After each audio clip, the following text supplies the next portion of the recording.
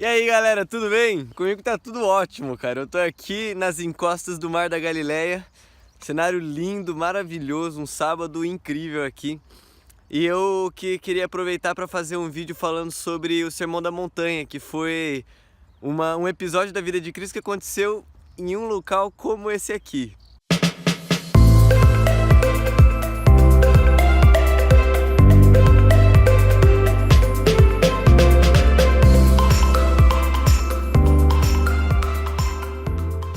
O Sermão da Montanha você encontra ele do capítulo 5 ao capítulo 7 de Mateus e é incrível, incrível. E a dica que eu queria deixar aqui nesse devaneio para você que vai ler esses capítulos, porque cara, vale a pena ler, cara. Ele tem alguns princípios incríveis e para resumir assim e não ficar muito longo aqui o vídeo, eu só quero dizer algumas partes em que a gente pode dividir o Sermão da Montanha. O Sermão da Montanha, Jesus estava por aqui nessa região da Galileia e aí ele sobe em uma dessas colinas, a multidão está junto com ele, então ele se assenta e os discípulos estão próximos a ele, se assentam também.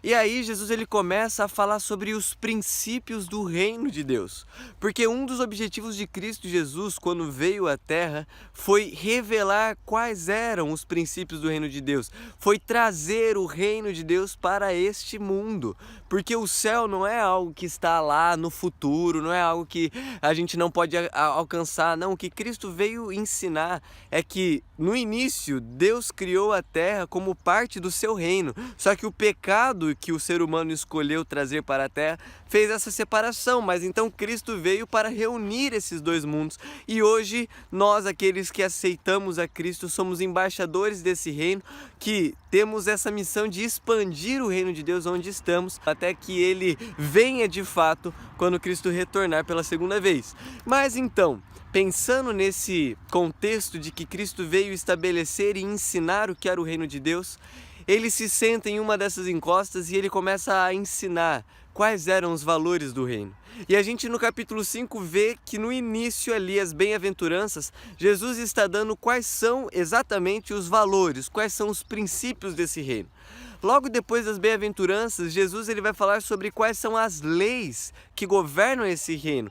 E ele, por coincidência, entre aspas, na verdade não é coincidência, ele foi o mesmo Deus que deu as leis no Sinai, mas por coincidência ele agora começa a ensinar os hebreus novamente qual era a essência da lei dada lá para Moisés no Sinai. Então primeiro a gente vê os valores do reino, depois no Sermão da Montanha a gente vê as leis do reino e logo depois a gente vai encontrar as práticas do reino. E aí no capítulo 6 Jesus começa a falar sobre quais são as práticas daqueles que vivem no reino de Deus. Porque, como eu já disse, o reino não é algo que está no futuro, mas é algo que começa agora e se completa no futuro. Nesse sermão, Jesus está reensinando os judeus a compreender a revelação que ele deu no Sinai. Depois de falar das práticas, que ele começa falando no começo do capítulo 6, Jesus vai para o final do Sermão da Montanha, falando sobre as perspectivas de mundo que aqueles que vivem no reino de Deus têm.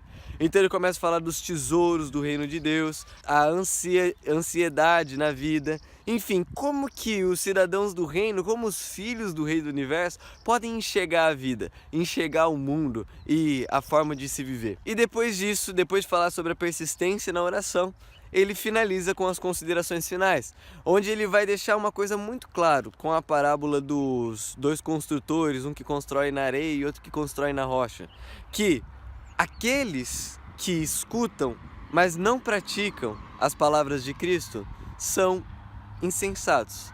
Mas aqueles que escutam e praticam, esses são os sábios que construíram na rocha.